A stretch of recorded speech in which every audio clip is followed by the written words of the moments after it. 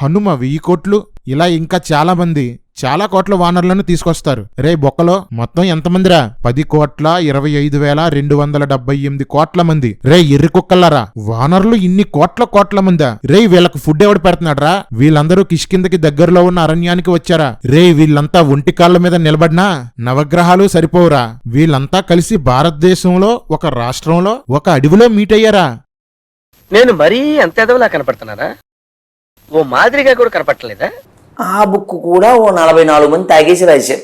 రే మాడదాసు, Bible కాదురా తాగి రాస్తా, నీ సొల్లు రామాయణమే తాగి రాశారు. మన దేశంలో 10 కోట్ల చీమలు కూడా పట్టవురా? అధర్మ ప్రచారం చేస్తారు ఈ అక్కలు, రామాయణం నిండా ఉంటాయి బొక్కలు. అంతకు ముందే సుగ్రీవుడితో లక్ష్మణుడు, నువ్వు లేకపోయినా మా అన్న రావణుని అవలీలగా చంపుతాను అన్నాడు. అంతలోనే రాముడు, నీ సహాయం వలన మాత్రమే నేను రావణుణ్ణి చంపగలను అంటాడు. ఏంట్రా ఈ పొంతనలేని ఎలివేషన్లు కొటేషన్లును?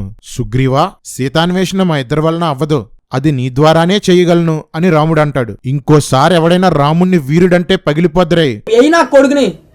సుగ్రీవుడు వానరులందరినీ 4 గుంపులుగా విభజించి ఒక్కో గుంపుకి ఒక్కో నాయకుణ్ణి నియమించి నలుదిక్కులకి పంపాలని నిర్ణయిస్తాడు. యువరాజైన అంగదుడి నాయకత్వంలో హనుమంతుణ్ణి 10 కోట్ల మంది వానరుల్ని లంక ఉన్న దక్షిణ దిక్కుకు పంపాలని నిర్ణయిస్తారు. సీత హనుమంతునికే దొరుకుతుందని సుగ్రీవుడు రాముడు అనుకున్నారు. అందుకే రాముని ఉంగరం హనుమకు ఇచ్చి సీత దొరికితే దాన్ని చూపించు అంటాడు. అందర్నీ అన్ని దిక్కులకి పంపుతూ 30 రోజుల్లోగా మీ దిక్కుని మీరు వెతికి ఇక్కడికి రావాలి, లేదంటే మీకు మరణశిక్ష విధించబడుతుంది అని చెప్తాడు.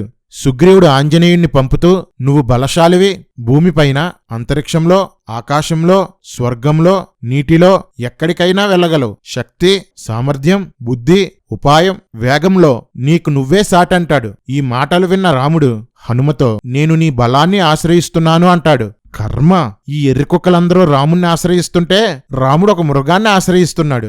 రామాయణం అంతా ఒక్కొక్కడిని పొగిడేయడమే, కాని వాళ్ళ దగ్గర మ్యాటర్ ఏం ఉండదు. ఇక్కడ కూడా అంతే.